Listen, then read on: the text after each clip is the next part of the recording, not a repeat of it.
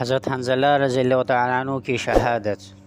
غزوہ احد میں حضرت حنظلہ رضی اللہ تعالیٰ عنہ اول سے شریک نہیں تھے۔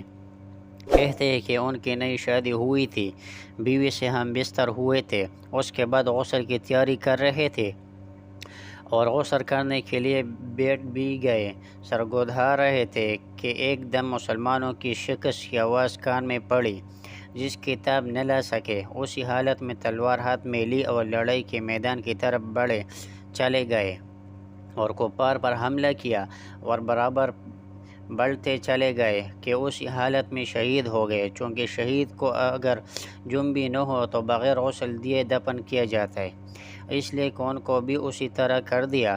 مگر حضور صلی اللہ علیہ وسلم نے دیکھا کہ ملائکہ ان کو غسل دے رہا ہے۔ حضور صلی اللہ علیہ وسلم نے صحابہ رضی اللہ تعالیٰ عنہ سے ملائکہ کے غسل دینے کا تذکرہ فرمایا۔